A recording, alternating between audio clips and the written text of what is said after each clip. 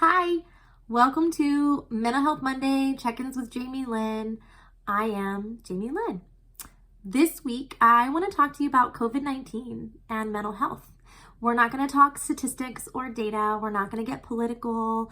I'm not going to get into health in the sense of, the vaccines and symptoms and what that looks like. Today, I want to talk to you about mental health. This pandemic has really impacted our day of life in the United States, and it's almost been a year. Can you believe that? We have almost been living this new lifestyle for a year. And on top of that, it looks different all the way across this country. I can tell you, when it hit, we were stationed and living in Western Washington State, and Washington shut down. And when it did, my husband was gone. I was home with two young kids who all of a sudden were being homeschooled, virtually, and I was working. So I went home to Florida, where I'm from, which is not something that I've normally done as a military spouse. I normally just, pull up my bootstraps and network and get my people and find my tribe and get through. But this was a whole new ballgame. This was a game changer. So I went home, and I can tell you what it looked like in Washington and then what it looked like in Florida. The restrictions, the mandates, getting groceries, everything just looked completely different. And then we went back, and now I'm in Louisiana, where it looks different still.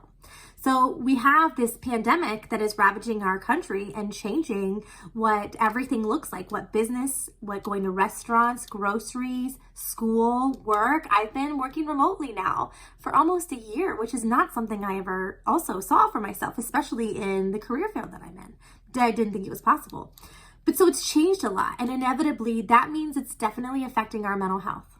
So today I want to talk to you about what that looks like and how you can have a healthier sense of self-worth and a positive mental health, right? So the first step, a lot of us are stuck at home. In Louisiana, I'll tell you, it's a little bit lax. We can do some in-person things. Restaurants are open, but I know that's not the case for everywhere, and I know that not everyone is comfortable doing that.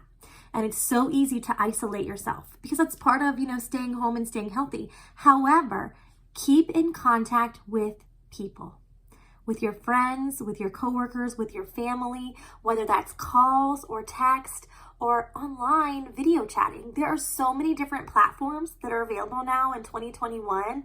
There's really no excuse for you not to be able to keep in contact with people. Social media, I know I have a love-hate relationship with social media, but it's a tool that I've used for so many years to keep in touch with all of the people that I meet, and during the pandemic, that's no exception. So keep in contact, get outside, maintain social distance, of course, but go for a walk, maybe meet your friends somewhere, and you can still have that contact with someone while maintaining a safe distance or wearing a mask. But keep in contact with people. Human beings are a social species. We are not meant to grow up alone and to live alone in our houses or caves. This is not how we were made. So that's really big. Keep in touch with people. Physical activity, I mentioned going for a walk, go for a run, ride your bike. I talked a few weeks ago about the Peloton craze, which is great that we have access to exercise in our homes, but get outside. We need vitamin D. There's so many great health benefits to vitamin D. Get yourself outside, go for a walk, go for a bike ride, go for a hike.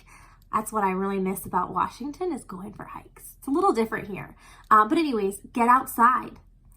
Most places in the United States, you're able to do that. Don't gather in a large group, but go outside, go for a walk, go for a run, go for a hike. Limit your screen time. Now, I know that I'm coming to you with a video and I'm online and you're probably on your cell phone watching this right now, but limit the time that you spend on your phone, whether it's scrolling for social media or looking for things on Netflix to watch, right? Put it on your TV. Watching your TV is a little bit different than watching the screen right in front of your face. You're messing with your frontal cortex when you've got this light in your face constantly. There's these blue light glasses that have become a thing now because people are staring at their screens, their tablets, their phones, their computers all day long. And for a lot of us who are working remotely that rely on that screen, we really need a break. So put down that phone and set some limits for yourself, especially your kids. I don't want to get into kids today because that's a whole nother video or 10, kids in the pandemic or kids in mental health. But set some limits for yourself. and for your family regarding screen time. It will really have a better impact on your mental health while we're going through this pandemic right now. Keep a regular routine. That means get dressed.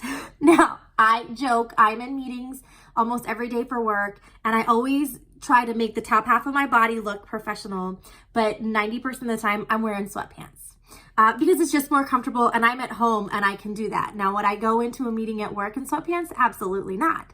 But I still keep the routine where I get up and I do my hair. I do put on, I have a little more makeup on than usual today, but I do present myself. And even if I didn't have these meetings, I think it would be important to still keep your routine. Get up, shower daily, every other day, whatever is normal for you. Keep that up, brush your hair, do your skin routine if you're so inclined to do so, but get dressed and keep those routines even if you're not going anywhere. It will really help your mental health and help keep you positive while we're going through this pandemic. Make yourself a schedule so that you can keep on that routine. And we can have off days, right? Like today, I just got dressed a little bit ago and I wore sweatpants to take my kids to school. I put a sweater on and I didn't feel bad about it at all. Would I have done that a year ago? Absolutely not. But we're in a different life now. And I'm okay with wearing sweatpants sometimes. And so I don't expect you to get up and dress to the nines every day, but try to get a routine, right? That's the message that I'm going to give you here. And a really big one, I was in a training this week, a virtual training, and the person talked about substance use. And really, I want to talk to you about drinking at home, right? Now, I mentioned we are a social species, and that includes a lot of adults like to engage in the consumption of libations. We like to drink. We like our wine. We like our drinks. We like our beer. I am a beer drinker, but that's not the answer right now. It's one thing to drink socially, even if you're not going out and you want to have a Zoom call with your girlfriends and you have a glass of wine. That's one thing. What I am advising you to stay clear of is just drinking yourself silly all day, every day, and turning to alcohol or other substances to help get you through this pandemic. That's not the answer. That's going to worsen your mental health and where you are, and it could lead to substance abuse problems, which then it will just snowball downhill and not in a good way. So try to avoid using substances during the pandemic right now to make yourself feel better, right? I'm not saying no to a glass of wine at dinner. That's not the message here. The message is here is using those stimulants to help you cope, right? We never want to use alcohol, drugs, smoking, any of that stuff, not to help us cope. Those are not good coping skills. The only thing that you can really control right now is your attitude toward yourself. Think about that and have a good week or an okay week. And we'll see you next Monday.